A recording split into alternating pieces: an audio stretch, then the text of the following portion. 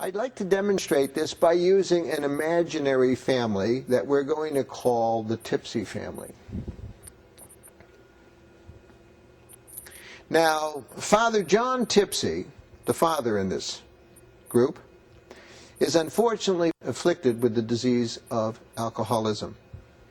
Biologically, he has all of the consequences of this disease, and they're not pretty.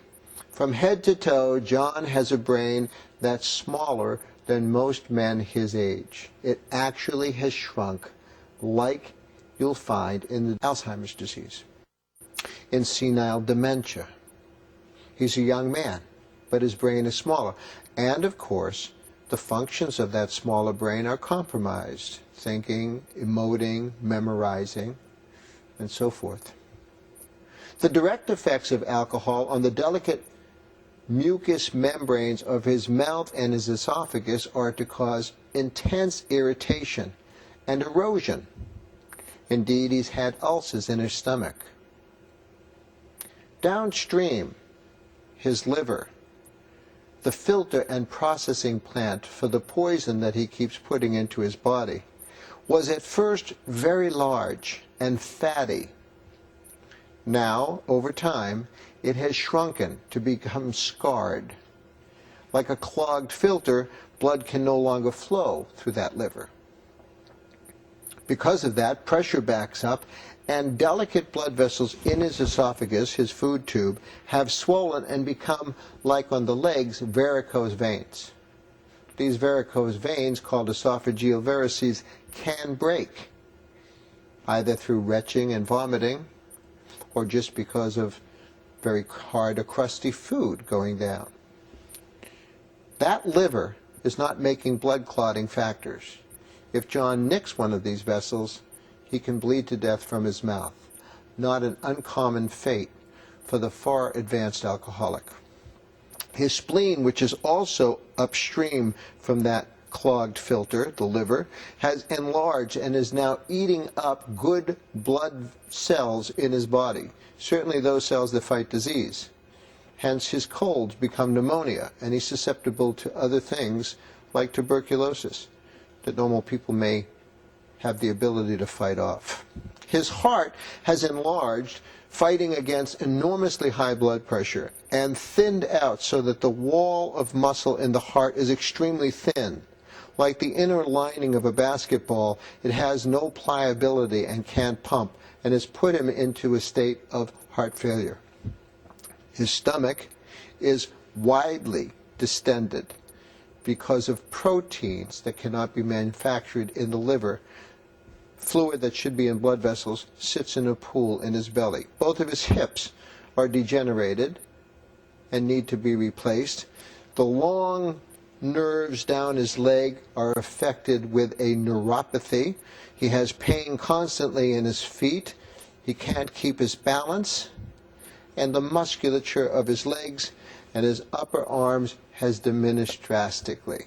Now there is the disease of alcoholism, its biological effects head to toe. Really quite frightening. Psychologically, things are pretty bad for John Tipsy.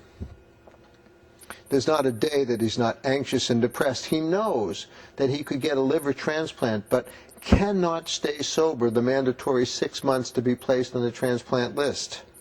Every time he does try to go to work, he gets a little shaky, feels he needs a drink, and has stolen some beer from the beer chest, and once again has been fired.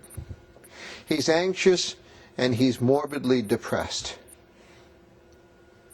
Socially, John's relationships are all affected. He has a son who saw his grandfather die from this disease. Seeing his father now afflicted, the son is pulled away, angry and resentful. His wife has already talked to the divorce attorney. His sister, who had a brother in business with John, is angry because of some business dealings that were not up on the table. And John, again, has pushed all these people away in his life. Spiritually, John is in a very, very dark place. Probably saddest of all. You know, he says, "Why me, God? Why am I so afflicted by this disease? I'm of no use to anyone. Maybe they'd all be better off without me." And he's thought of suicide. Now there is the disease of alcoholism in its entirety. Biological, psychological, social, and spiritual. Now I'll let you in on a little secret about the Tipsy family. Mother and son and sister do not drink alcohol. They do not use any drugs.